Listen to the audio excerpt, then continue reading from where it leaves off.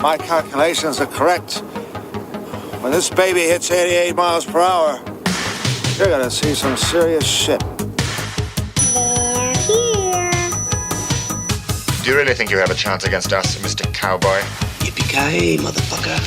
It's showtime. Right, welcome everybody to another episode of the VHS Strikes Back. I am one of your hosts, Chris, and my co-host and very good friend is Dave. Hey there, Chris, and hello to our listeners out there. Welcome to the VHS Strikes Back, the show where we dust off the old video player and go on a nostalgic journey to look at the good and the bad movies of yesteryear. Now, Chris, what are we going to review this week? Well, Dave, our good friend and patron Dylan, it's his pick, and he's gone with a movie, Dave, that I must admit, I heard the name loads of times, never, and I'll be honest with you, I've never even come across trailers or I've never even looked at anything to do with these movies. Or last week's sort of trailer reveal was the first time ever. I didn't even know Will Smith was in this, Matt Damon, Charlize Theron. So this was me going into this completely unknown, and the trailer revealed like what the movie's about. So we're going to be doing, Dave, The Legend of Bagger Vance. So had you seen this before this first review, or is it something you've seen a few times? No, so this is the first time I'm watching. I was familiar with the title of it, and I think I did know that Matt Damon and Will Smith were in it. I didn't know some of the wider cast, like you say, about Charlize Theron. I wouldn't have known of her at the time. I mean, the year before this, wasn't it? We did Devil's Advocate that she was in, so I think she was still building up her name. She wasn't quite a household name, I don't think, at this point. But yeah, I'm pretty sure I saw the trailer for this around about the time. But I'd have seen the trailer, Chris, and I'd have gone, yeah, there's no fucking way I'm ever going to watch that. It's just literally nothing about it that would have brought me in. It's very much this kind of period drama. And apart from it, you know, being loosely kind of based on golf, I didn't know what it was about, really, from the trailer. So never really had any motivation to watch it. And yeah, it was just kind of there. Now, I'd forgotten about it.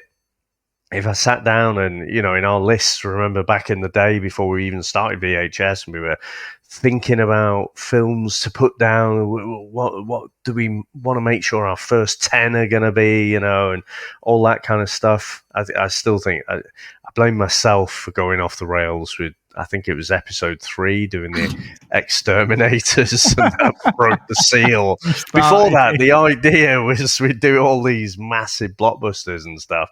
But yeah, left in a room for a week, I don't think I'd have even remembered that this one existed. So yeah, I'm glad I've watched it now. I know what it's about. And yeah, I'll say no more until we get into it. I mean, so you hadn't heard of it at all? No, I'd seen the name loads of times, The Legend of Bagger Vance, but never, I didn't know what the hell it was. Like I said, I watched it last week going, right. And it has got a massive cast, you know, and reading a little bit, some say it's Will Smith's best performance. I'd say not, Dave. I think I'm going to see.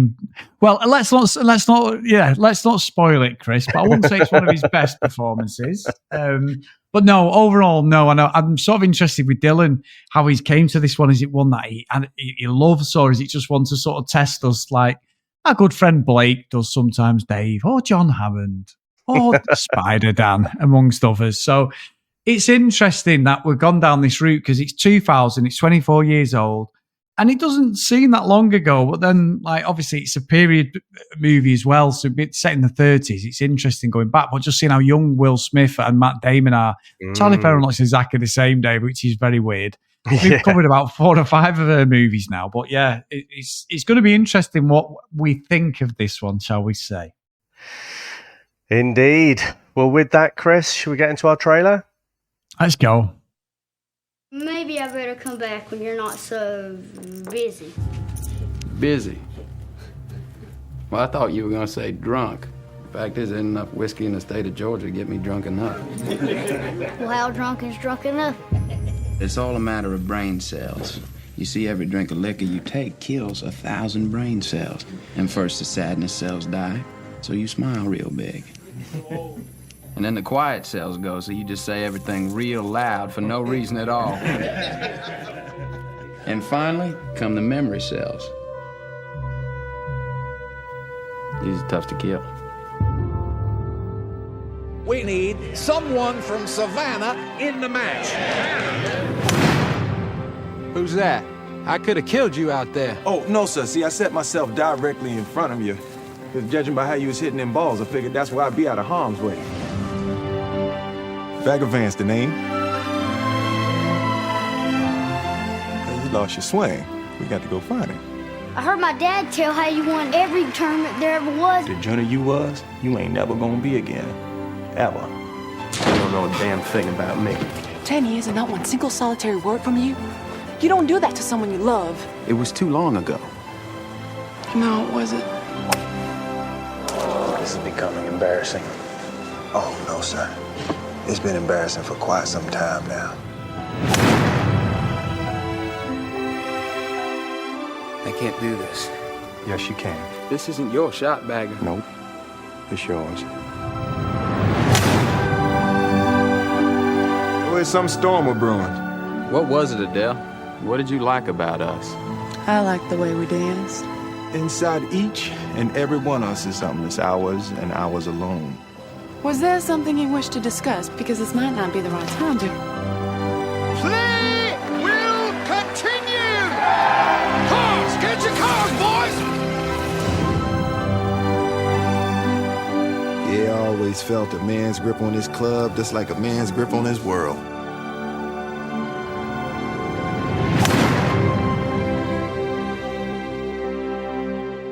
As a senior, having had his 6th heart attack while playing golf, Hardy Greaves contemplates how his late wife used to ask him why he kept playing a game that seemed destined to kill him.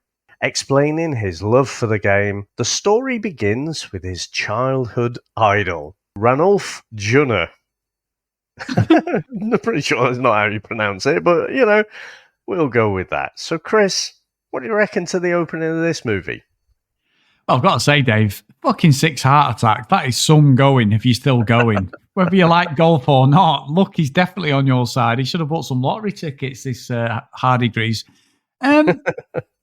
So what I found watching this movie is I couldn't work out, is this like a Sixth Sense? Is it like Mr. Destiny? Is it, is it just a complete tall story, the whole thing? You know, obviously he's telling the story to Mr. But I just couldn't work out what the direction was. And I'll be honest with you, the fucking southern accents that are being put on here are terrible. Matt Damon's is fucking awful. I mean, Will Smith's isn't great, but Matt Damon's, Jesus Christ. And they're really going over the top. I think Charlize Theron's the only one who's got a believable accent, and she's from fucking South Africa as well, Dave. She's got better than the Americans. For me, this movie just does not work at all. And it's, you know, it's only 2 hours long. It's not like it's a 3-hour epic or anything like that. But it done our fucking drag for me. Jesus Christ. It's like Happy Gilmore if you're on fucking Prozac. Fuck me. It's exactly the same movie, but just fucking shit. And what, he's got the fucking doctors and gets some antidepressants by the end of it. It's fucking bobbins. Sorry, Dylan. There are some things that I'll say about it. Like, the cast is amazing because, again, if you think Charlize Theron and also Matt Damon, they were not the household names that they would go on to become. I know Matt Damon did like Good Will Hunting, and that was huge, you know, because he'd written that as well as starred in it. Ben Affleck is Klinger on Mate, so it did all right out of it as well. But it was clear Matt Damon was the talent there. The way it's shot, I think it's very. It looks great, doesn't it? I think that is definitely a thing, and I'm intrigued about the time period as well. Because if you think about it, like you're coming into the Great Depression there, but also the backstory to Damon's character. You know, he'd been this great golf player, and then he'd gone away to the First World War, and he sort of lost his mojo a bit. You know, and golf is almost the substitute for him losing his way in his life, really. I think just the golf is almost the side issue. The massive problem I have with this concept, though, is you've got Will Smith, who is a man of colour in 1931 Georgia, right? And when he turns up, I like the line, actually, technically, the fact that Matt Damon's playing his golf, and he's like, "Oh, I could have hit you out there," and he's like, "No, because I was walking right up the middle, and so there's no way I'd get you there." I kind of liked the idea of that joke, but I can't get around the fact that this is a black guy in 1931 Georgia, just strolling around the golf course, and no one's got a problem at all. Now, the thing, presumably, you were thinking Sixth Sense for the same reason, because it's like, no, this wouldn't, as wrong as it is, but that's how it was. People were still getting lynched, right, in the 30s around this time. They wouldn't just be casually, fucking caddy there. Oh, seems to know quite a lot about golf. Where did fucking Will Smith get all this sage-like advice to impart on Matt Damon? It's fucking bollocks. Basically, the idea that Will Smith would be this sage to Matt Damon. I just think it's a ham-fisted way of it was adapted, wasn't it? There's an old sort of Indian legend about this god who comes to this general or something. It was all sort of very loosely based on that. They had the novel put together in '95, and then the film's based on the novel. But yeah, I've just got a real problem with the concept and the fact that you got this black guy in 1931 who is basically Yoda.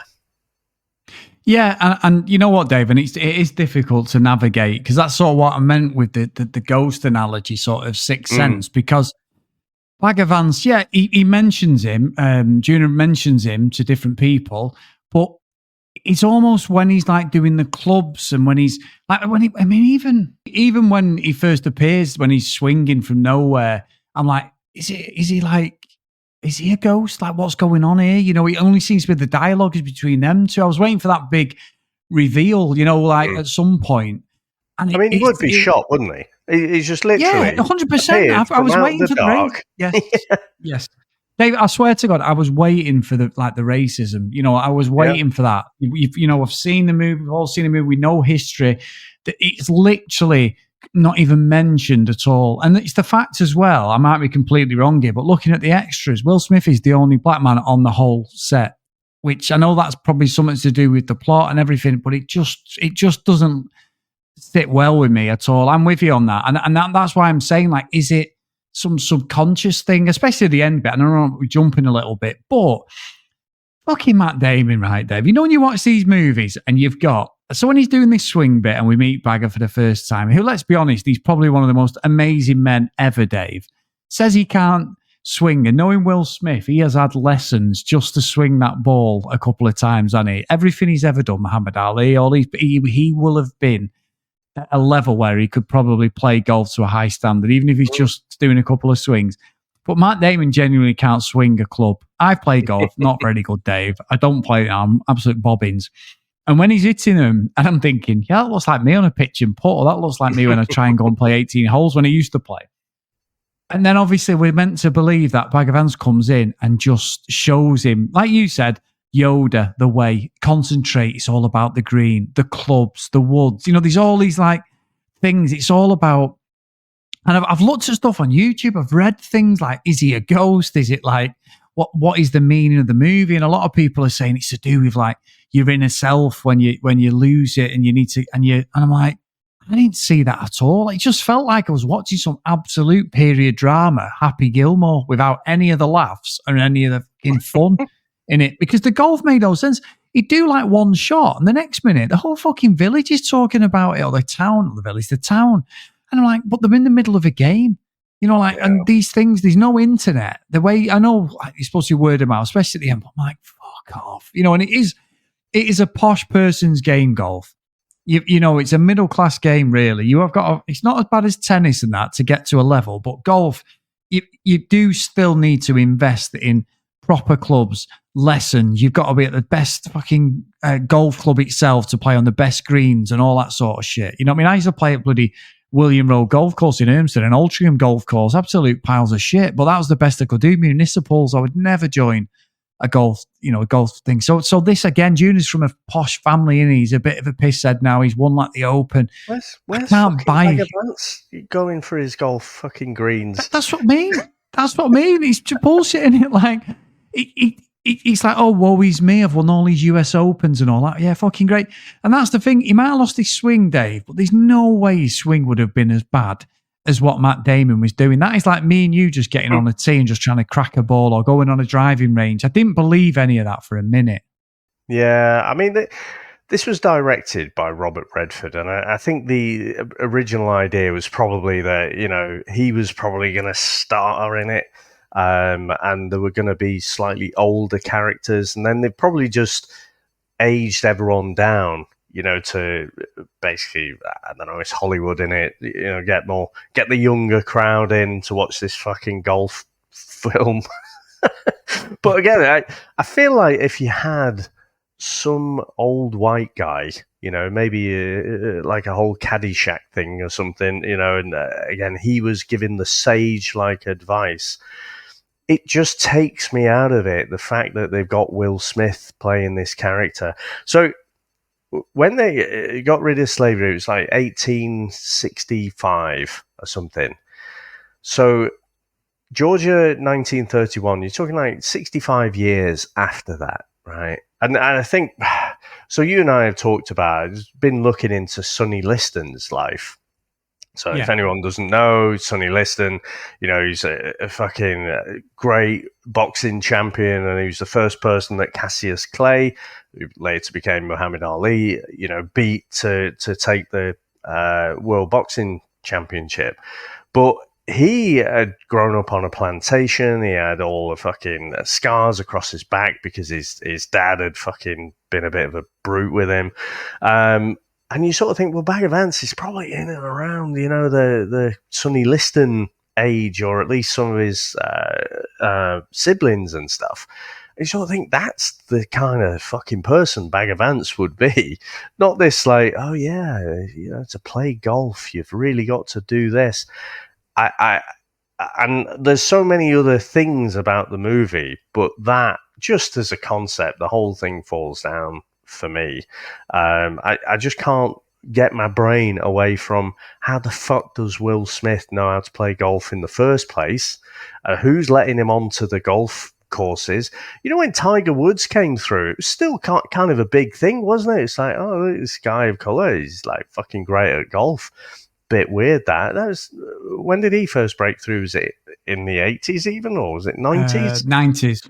Yeah, so mid 90s. In the 90s, you're talking about 60 fucking years previous, in 1931 Georgia. So it's such a massive fucking fuck up, quite honestly. And I think this is maybe one of the reasons people are trying to forget about it. I have no idea, but yeah, for me, I just got a massive fucking problem with it. Yeah, and I don't just think necessarily just that, which is a problem, and it's not explained at all. But the idea that I know I get pissed ripped out. We don't for saying Charlie Theron Day. What is it? What's the proper name? Because I always get Charlize. So like Charlene, you know, from that's it. Yeah, Neighbours. My first Charlie. Yeah. Okay, Charlize Theron. I'm still going to call her Charlie Theron. But anyway, or Charlie, whatever. It's a bit like Trigger, you know, with Dave. I'm just going to keep saying it anyway. But the premise of like her family, you know, they're losing the golf. She's going to create this tournament, but we've got Junuh there. You know, he was a legend, but they need a bit of local interest. So it's like, right, here we go. And that scene when she's in his room and she's like, yeah, well, what do you need to play? Do you want to sleep with me? And the kid's there, and he, you know, fucking hard, and he's like, yeah, he's out like a light over there. Is he? Fuck, you know what I mean? I was thinking, where's this going now? Like, what is going on here? You know, and obviously, I remember being in Benidorm '98. Oh no! Two of my mates were sharing the room, and one of my mates was in the room, and he was ill for a few days.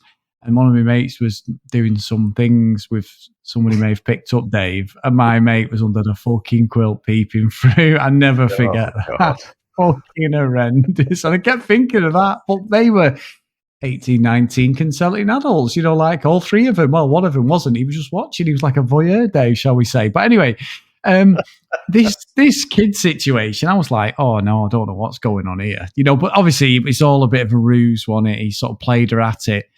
And there's always tension between them. I sort of believe that there's a relationship there and there's a bit of love and all that thing. It did feel a bit unnatural at times because Matt Damon looks like he's about 15, doesn't he, in this? He looks, a couple of years later, he's doing the fucking Bourne series of films, isn't he? So, or a year later, whatever it is. So, yeah, I find the dialogue's terrible, though, Dave. That fucking Southern accent. Every time Matt Damon spoke, I was like, what are you doing? Are you just doing this as a fucking joke or what? Like, it's a bit like, you know what it was like this, Dave? This is actually, now you've missed this as a fucking segue, or as a absolute parallel, and you should get this more than anything. It's almost like the mafia taking over karate dojos and fucking beating up teachers with Van Damme as your fucking henchman. It's like that, and it's like this golf tournament's going to save the world. Like Dirty Dancing. The whole fucking summer's about this one place and this one dance in it. Otherwise, the world's going to explode. And that's like with this. I don't think the payoff is there at all for like what we're supposed to be betraying, because Bagger Vance is literally unreal, innit? He's literally like God. He's literally like everything he does. He's got stories, even when Junuh's not listening. But I don't think that I just can't buy into him, Dave. It's like watching a motivational speaker on YouTube and they start talking bullshit about, put your 4 positive affirmations on your wall, believe, achieve, and all these fucking bollocks, plan, whatever you want to do, whatever you want to do, put them on the wall. Just believe in them. They will happen. I've even looked at Lord of Attraction, all that stuff, Dave. There is belief to stuff like that, but I'm just like, it's too perfect. Bagger Vance is too fucking perfect, isn't he? You know what I mean? He's dressed like he's come off the street. He's dressed like he doesn't have a pot to piss in, but yet he's got this absolute vast knowledge. Such a clever man. And I couldn't work out what was this trying to depict. Is it because obviously, as you said, around this time, it was still there. There was still the racism, slavery, everything. He depict that, because of his colour, he was held back. But then obviously he doesn't really interact with anyone else. And that's where I'm like, is he a ghost? What the fuck's going on? So yeah, I can't buy into it, I'll be honest with you. So if he was like an old champion who had played golf or something, then it'd possibly make sense. I just think it's just, again, it seems like, or it might seem like a trivial thing. It's like, okay, you've said the bit about the fact that you've got a black guy dishing out golf advice in 1931 Georgia. Get over it and move on to the next thing. But with everything, it just takes you out of it. And like I say, this was based on an old kind of Indian story. So they'd made up everything. None of it's based in fact at all. So why the fuck does he have to be a black guy? And the only black guy in the film? That doesn't make sense. And so they, okay, well, representation and all that, we'll put Will Smith in, but okay, now the environment makes no fucking sense, because there's no way that everyone's just casually ignoring him. Or like say, maybe it's intended to be a Sixth Sense thing, but then I think they'd be a little bit more in terms of hinting at that. And if you're not going to do a Sixth Sense thing, or if you are going to do that, well, there has to be a payoff.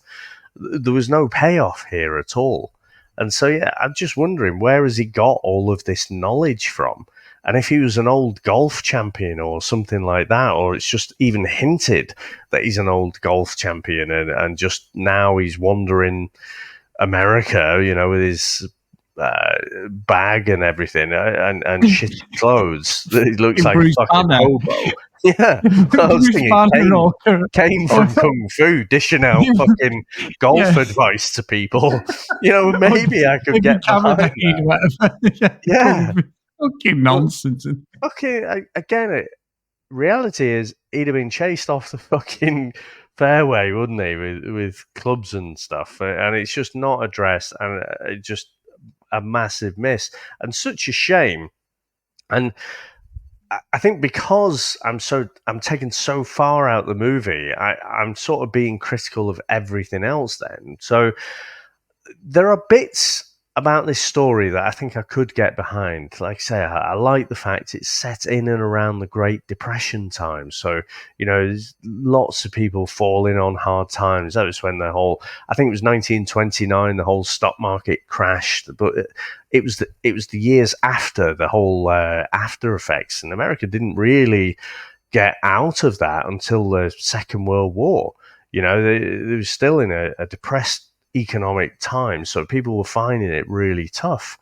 So that is all interesting. I think the fact that you've got he was in the First World War, you've got that PTSD side. The reason he's lost his mojo with the golf and everything, he's seen things on the battlefield that no one should have to see. All the horrors of war and everything. There are things that they could have done with this story, but yeah, the Will Smith casting was a massive miss for me, or misstep rather. And then you get into, okay, some of the scenes are nicely shot, but it is just monstrously boring as well. It just really, really drags on. I feel like I felt every minute of this movie.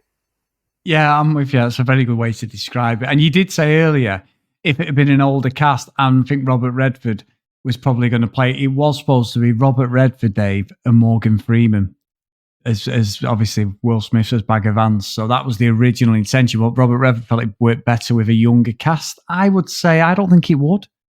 I think exactly what you said. If this had been an older cast, an aging player at the end of his career or finished, washed up player, makes a bit of a comeback, then yeah, I could probably buy that a little bit more. And I think the slow pacing of the movie had made more sense, having that older, more experienced cast, if that, to go, because everyone else is pretty much older, aren't they? I know the other golf lad, he looks about the same age as Matt Damon.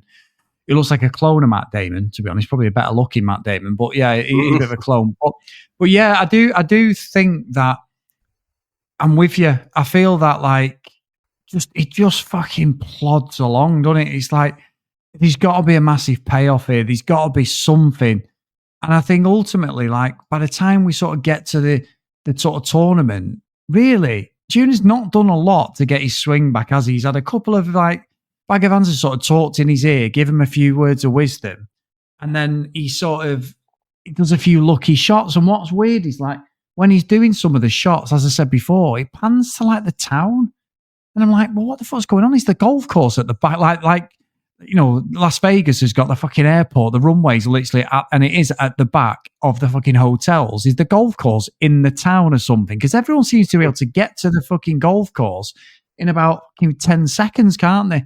Even in the context of a movie, it's not like they're all getting in cars and anything. They're all legging it there, aren't they? And they're having these chats in the bar afterwards, the 19th hole and all this. And yeah, it's really strange. It is a really, really... And maybe that's the whole point of it, but it was a budget of 80 million and it made half of that at the box office, Dave. So that says it all. It's only at 43% Rotten Tomatoes. And I kept thinking, because loads of people on YouTube are going, oh, it's a great movie. And then people are criticising it going, nothing goes on. It's absolutely shit. And I'm thinking, yeah, I feel the same. And then loads are going, yeah, well, that's not the point. You don't understand movies. And I'm like, I understand when something is garbage and this is garbage. Well... Yeah, I mean, I'm not dismissing if someone has really enjoyed it. And, if you're a film student or something, like I say, I can recognize the shots. And there was one bit actually where Bagger was getting him to look at how the other player was approaching his shot. And it was all done in slow motion. And you could see, he's sort of laughing with his mates and stuff. And he seems like he's being jokey. But then when he's getting ready for his shot, his face changes and he's all business then. He's laser focused on making that shot. And then he's practicing the shot. And then once he's got his kind of into the right headspace, he makes the shot and it's a great shot. So there are little bits of it. But I guess the question I have, well, actually, before I get to the question, we've covered other stuff. So we did the Straight Story, didn't we? I don't know if you remember, with Richard Farnsworth, where he's doing the whole trek on his lawnmower, basically. That was a very slow-paced movie, but you were invested, weren't you? And I just don't know if I was ever invested in Matt Damon's character, and whether he started off, he was a great golfer, he's had some trauma. Well, I know he's going to get his groove back and get good at golf again. Do I give a shit about it? Not really. And it doesn't seem like many other people have. But I reckon there's people out there, especially if you are well into your golf, maybe, or well into period dramas, and you're used to this kind of pace of movie. I can see why some people might get enjoyment out of it. But I would suggest the majority are not going to. No, I'm with you. And I think even like the Hole in One, Dave, like the Hole in One is bullshit. And that, again, social media wasn't around. My God, these people were legging it. Fucking road sweepers getting told he's done a hole in one. Golf is not that sort of sport, is it? It's not football, American football. It's not like baseball or what. It's not that type of sport. But yet the whole of this town is legging it like it's the Ryder Cup, aren't they, for this match? And I find it bizarre. I just find all that really silly. And then even to the point at the end when he can win it, and then all of a sudden he's like, no, he's grown as a person, and he says, oh no, it's a foul ball. And then Bagger Vance just fucks off and goes, my work here's done. I'm just waiting for the Incredible Hulk music to come in at that point, Dave. It's like fucking, like he just disappears. And that's what I'm saying about the ghost thing. It's like, it ultimately ends in a three-way tie. They're all hugging at the end, like best mates. Everyone, he gets the girl, he gets everything. So he doesn't technically win, but, she saves the fucking business, and this tournament's going to run now forever. It's obvious that's what's going to happen. And then he walks off, and the old guy's there, and he's waving at him. And I'm like, so he was a ghost then? What's going on here? Like, why is he What did you understand what the symbolism of that was at the end? Because I did not understand that. No idea. Yeah, didn't get it at all. Ridiculous, wasn't it? Yeah, I guess, again, maybe we're just not... The problems that I've talked about, right, I still think those are genuine problems I've got with it. But in terms of enjoying this movie, I kind of... Again, I can entertain the idea that other people would enjoy it. But do you think there's ever... What film could you make, or what film has been made that is a great fucking golf movie? And you can't say Happy Gilmore, because it's a comedy. I've got one. Isn't it? Go on. I've got one. I love it as well, because I came across it. I was watching the trailer for this, Tin Cup with Kevin Costner and Rennie Russo. I like that film. I haven't actually seen that one. Now, I remember it. I always remember seeing it in Blockbuster. It's quite a distinctive cover, isn't it? And I always remember thinking, yeah, I'm never watching that. So again, there's just nothing. It looks like, I don't know, a bit of a rom-com, but you're saying it, that makes sense why you'd say it's quite good, actually. So is it a bit of not maybe a rom-com, but romantic drama, is it? Or It's you know what? It's pretty similar to Happy Gilmore, and this premise is sort of a down and out like talent, if you know what I mean, who's just doesn't do it anymore, and then makes a fucking comeback, and all that. So Don Johnson's in it as well. Cheech Marin's he's caddy. But so I'm just looking at it. It is a comedy as well. It's a comedy. It's a bit of a rom-com sort of thing. Yeah. Okay, so a serious golf movie, because I could call out Caddyshack as well. I've got that on my list that I'm going to inflict on you at some point. Don't do that, Dave. But serious golf movie. I'm scrolling on my phone now. I can't spot anything. Nothing major, anyway. There may have been like sort of low budget shit, but nothing. Have you played golf? Yeah. You said actually, you said about playing it up at Urmston. I mean, I've got a almost new set of golf clubs in the garage. I think I played with them once. I think I got it into my head that, okay, I need to take up a hobby or something, golf. But especially when you got kids and stuff, you can't just fucking disappear for like 4 hours or something for a game of golf.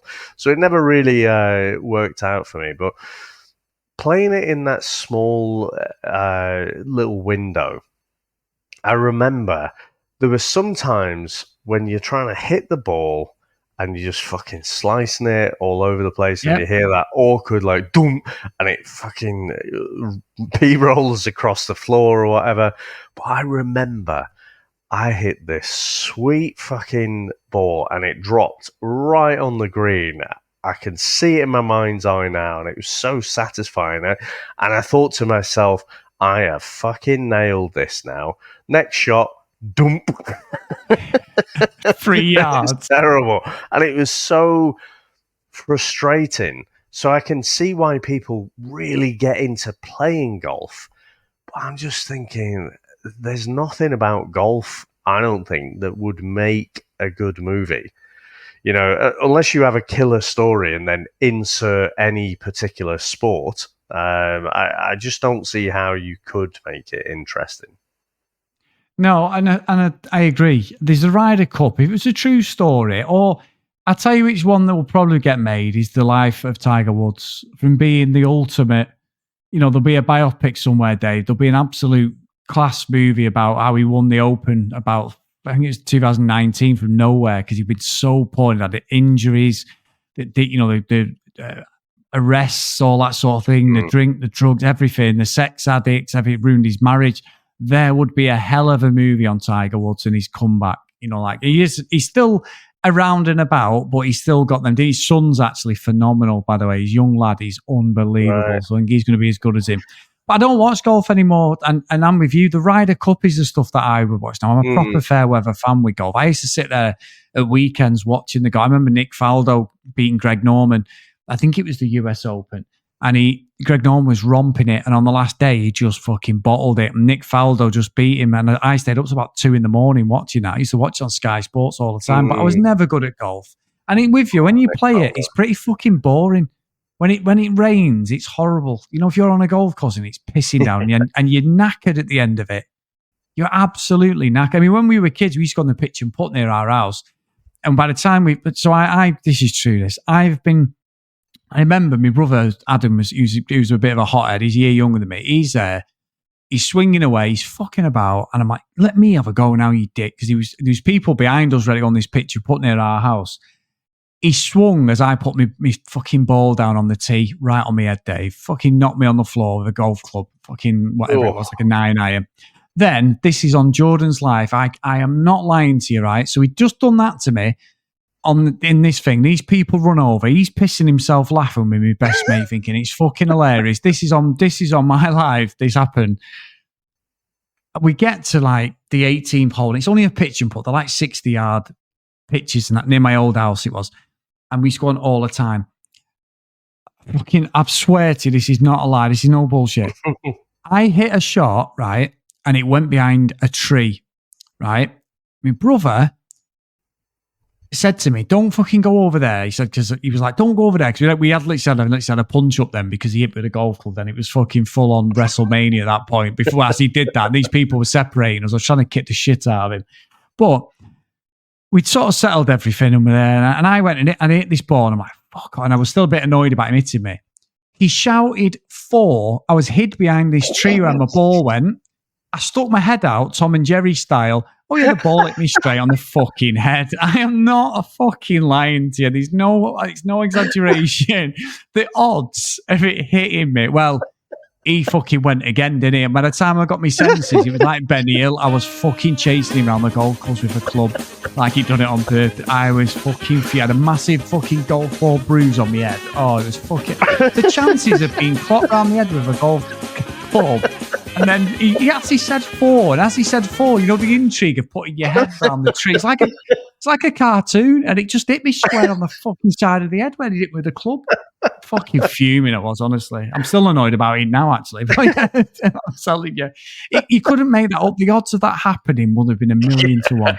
And people probably listening going, if only you were filming it or someone was filming exactly. I've never told that story on it. And people listening probably going, fuck off, Chris, you bullshit. I am not lying. The same fucking round of golf, he fucking smacked me one. It's just comedy. 4 bang ding straight off my head.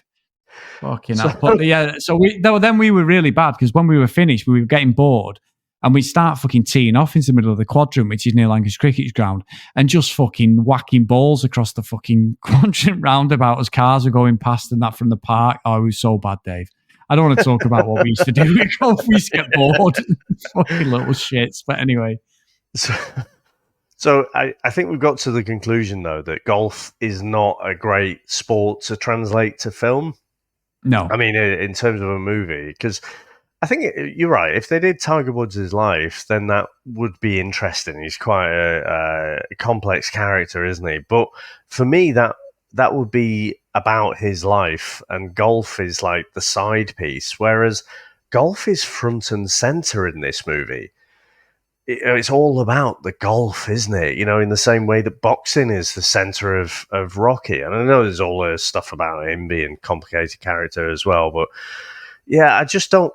If you think about something like American football, or baseball, there are different sports that translate better because you've got those highlight cinematic moments, the tackles or the touchdowns, the big long Hail Mary passes and stuff. There are things that you can make cinematic. For the baseball, you got hitting a home run or something like that. For golf, it's just like, I hit it, and then you can't actually see the fucking ball until you get the zoomed in view. And oh, look at that, it's a hole in one. Oh, yeah. It's just, yeah. But you actually know as well, there's a bit of camera trickery going on there, and it wasn't a hole in one at all. So yeah, I think I'm prepared to be wrong and wowed by a golf movie that comes out in the future. And I'm like, oh, that's fucking amazing. But yeah, I think that's my main takeaway from this movie. Yeah, no, I'm with you. And what he's a good pick. I'm glad we've watched it. He's one of the ones where you tick it off the list and go, well, I've watched it, but I'm with you. Like I think we need to have a bit of a fucking discussion. Like, is there a good golf movie? Because, like, say, Happy Gilmore's a piss take. Tin Cup's a bit of a comedy. There's that serious, but it is a rom-com comedy type thing. So, yeah, it'd be interesting that. But however, this movie's fucking terrible. Like I say, the end bit is utter bullshit. It is utter Disney bollocks in it at the end. Like, that just makes no sense whatsoever. So, I couldn't work out whether he died. He was on the 18th hole, and the Bagger Vance's like, come on, I'm here. Come on. Come and see me. I'll show you how to get your swing right. I'll get you back on the green. Don't you worry. But Let go of your feelings. Yes, Obi-Wan Kenobi. Yeah. I will force fucking choke that ball into you. But yeah, shocker. So shall we get into our scores, Dave? Let's go.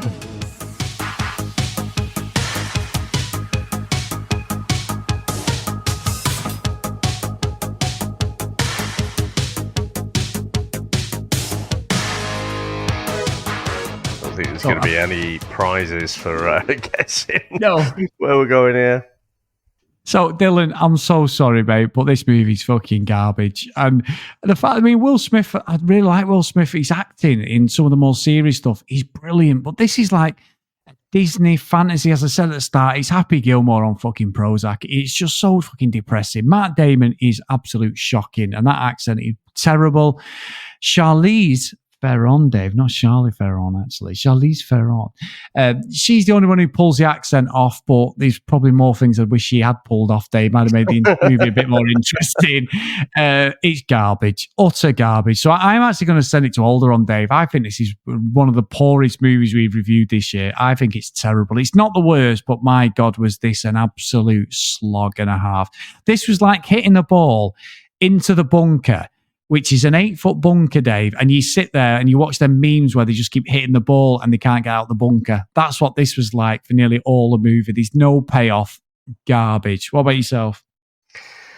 Well, I'm not that far away. So I talked about the massive problems I have just with the concept of this, and I just could never get past that. I just think it's a massive misstep to basically put Will Smith in this role where he supposedly, knows all this shit about golf. It's like he almost like comes across the golf course like whistling zippity doodah or something like that. Yeah. It's like fucking bullshit. But also, I couldn't get past that because the film is so slow paced. I just think it takes, ignoring the Will Smith casting, but just the whole idea of it. This guy's lost his mojo. He's trying to get his golf swing back, and you've got the backdrop of the Great Depression and all that. There are things they could have latched onto to make it more interesting, but I just find it wasn't interesting at all. And so I don't do this very often, Chris, but for me, this is going to Alderaan as well. I never want to see this again. But also, I won't be recommending it to anyone. I feel that strongly about it. Wow. For me, it's just fucking a throwaway Alderaan. Yeah, you know what Chris is like. He's off on one. He may change his mind 6 months later, but for you to send it there, Dave, it's done you dirty, this movie, 100%. I usually get a bit more stick as well because I don't dish out that many, but we'll see. I would be interested if there are people out there who genuinely love this movie. I'd love to hear why. Yeah. Fucking terrible. So anyway, now for something completely different. So massive thank you, Dylan, for picking this up, mate. I had some good fun chatting about this. It's Susan's pick, Dave, and we're going back to 1987, Dave. This one is Street Trash. So let's get into the trailer. I've never heard of this movie, by the way, Dave, before we get going. I don't need this. Are you tired of the same old routine? My wife, busting your hump and getting nowhere? This just ain't my day. The boss, is he always on your back? Nice, my ass belongs in your chair, not in your lap, which is where you keep trying to put it. You guys. The wife, and the kids. Is that right? They never listen. I hate to see him pissing his life away in them goddamn computers. Do you ever feel like forgetting the whole thing? You think I got it easy? Well, now you can. I'm talking about life! Drop out and join the ranks of the few. The filthy. The trash. Oh, no. They all place a condominium. Might be a Where else stick up this do you live one, for Chris. free? Yeah. And eat for even less. Well, be forewarned. Freedom has its price. The guy out the hangar. Yes, there's always a snake in the Garden of Eden. What you got for me today? Today, Tenafly Viper, $1. Here's to you, pussy. Don't drink my Viper. Watch.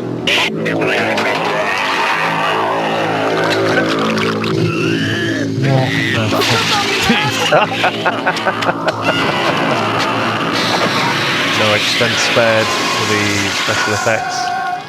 What's the matter? You can't hold your liquor, huh? Oh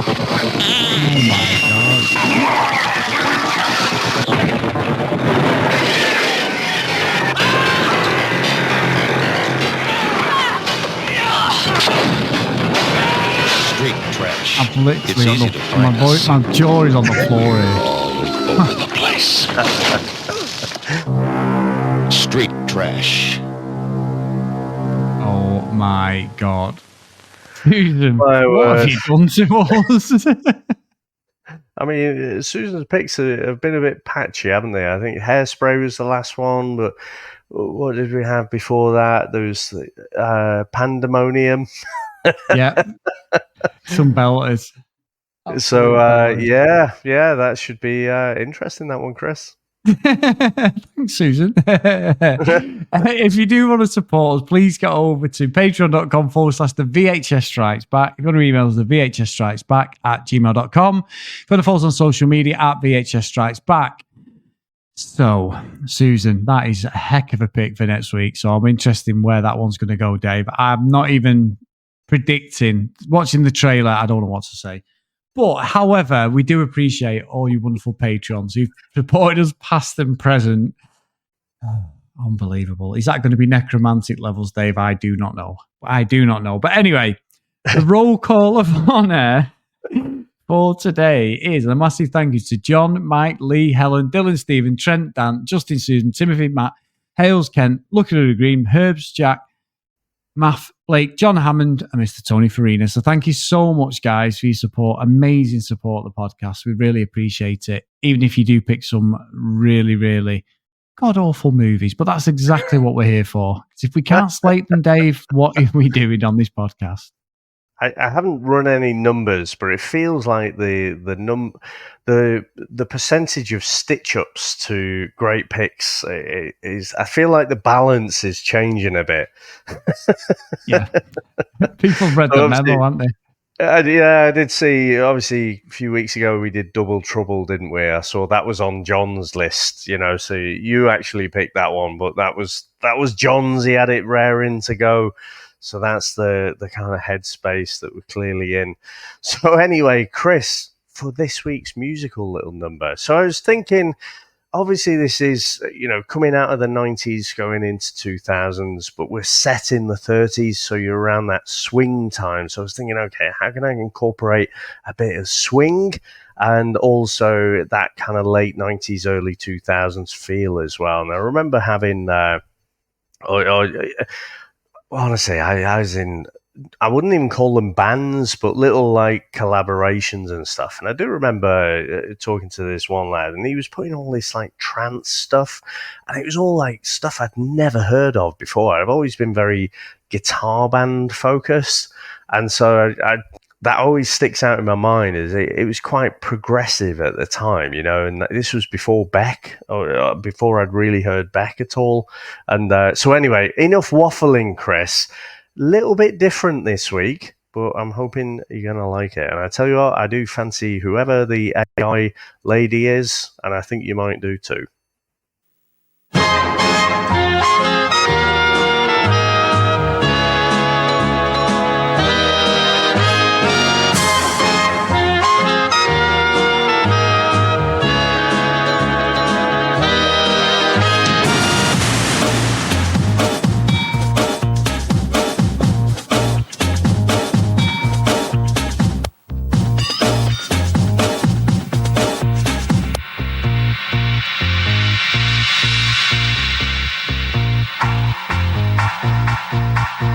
In the town of Savannah where the golf balls fly,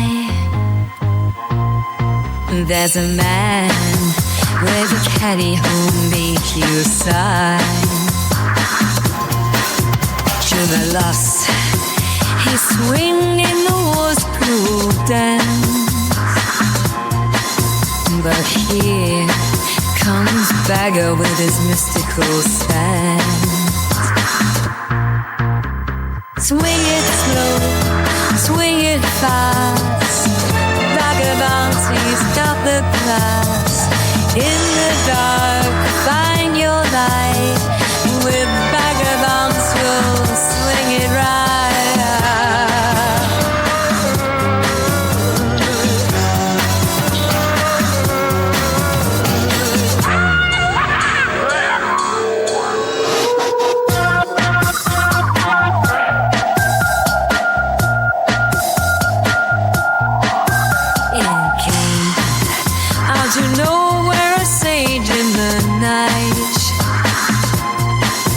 With a bag full of secrets and a grin so bright,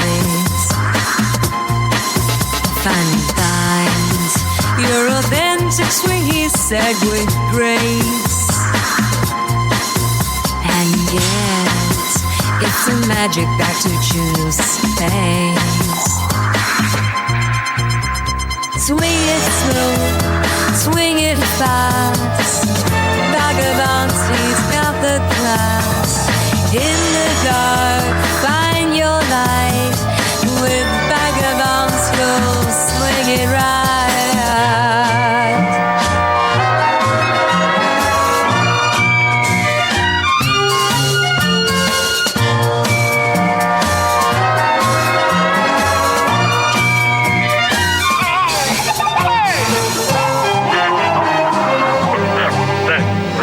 Golf balls rolling, life's lesson unfolding. Bagger's wisdom, like a story retold. In every shot, there's a truth to behold. With every swing, a tale of old.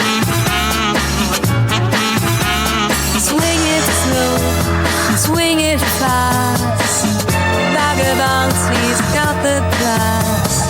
In the dark, find your light. With Bagger Vance, you'll swing it right.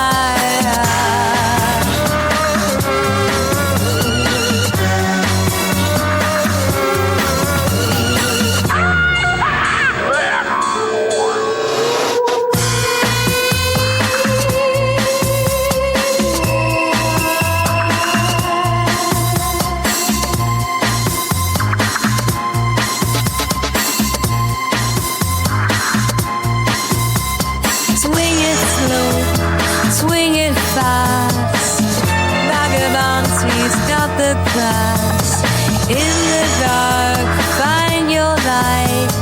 With Bagger Vance, you'll swing it right. Dave, can we have a number? I know, it's hard not to fall in love with the voice, isn't it? I like it. I'm getting sort of brunette, hourglass, long, sort of figure-hugging pencil dress, Dave. I'm getting excited. Anyway, right. So, yeah. It kind of gave me a little bit of a feel as well. Of that.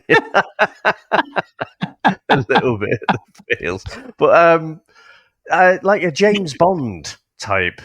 I was going to say that. Either that or like a Tarantino like type music. You know, like something that he would use in one of his movies, even if it's an old style period thing. He would have like a song like this in with a bit of a mix.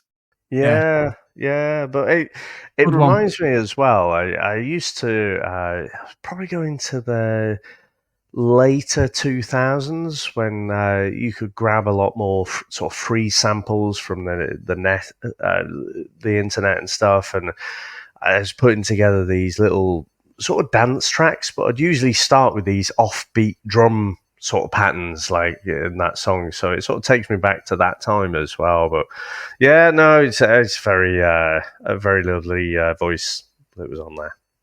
No, it's good. It's good, and I know we'll probably never release it on this podcast, but I've got to say, the song you've done for our reality one, Dave, the Oasis Liam Gallagher one, I am not joking. It sounds exactly like Liam Gallagher and the solo stuff he's been doing before. Obviously, now they're back together. But honestly, that is the best AI one you did. You sent it to me last night, and I played it back to back. And I was saying to Sam, going, that just sounds like Liam Gallagher. It's not like a little bit like him. It is fucking him, Dave. Well, it actually is better than Liam Gallagher because it's in tune. But it really, really good, really good. Whenever I come across an Ian Brown one and it's in tune, I'll definitely know it's AI. But wow, that's why we were so good as a band, because it's them. But I don't quite know what to do with that one, because I mean I'm pretty sure that is his voice just in the AI model. I mean, when I put these things together and it sounds like something else, you know, but it's very clearly not. I'm okay with that. But that Oasis one, I mean, that was Gallagher's voice, wasn't it? I mean, it was quite spooky. So I don't know whether, you know, maybe we'll put a Married at First Sight single out or something and just brilliant. Leave it to be the imagination that it's not actually him. We'll just piggyback on the reunion. Yeah. Fucking brilliant. Really good, honestly. I'm raving about it, but it is that good. It's so impressive. Very good, very good. Well, you know what? We didn't have great feedback about this week's movie, but I'm really glad we kind of watched it and know what it is now. Just don't need to watch it again. But thanks ever so much, sir, for going through this one this week. And thanks to all our listeners out there. Thanks to all our supporters. And we'll speak to you next time. Bye. That's it, man. Game over, man. It's game over. What the fuck are we gonna do now? What are we gonna do? Maybe we could Build a fire, sing a couple of songs, huh? Why don't we try that? We better get back, because it'll be dark soon, and they mostly come at night. Mostly. I'll be back. That's not. We came, we saw, we kicked its ass. Wax on, wax off. Get to the chopper! One ring to go. All right. Ding, ding. Bust you up. Go for it. Well, here we go. Ain't so bad. Ain't so bad. Ain't so bad. Come on. Come on, ain't so bad. Ain't nothing. Come on. You must be crazy or something. I'm crazy. You just a stupid fool. Yeah, maybe you stupid. crazy. I ain't breathing heavy. He's a fool. He's stupid. I've seen you in 6 months.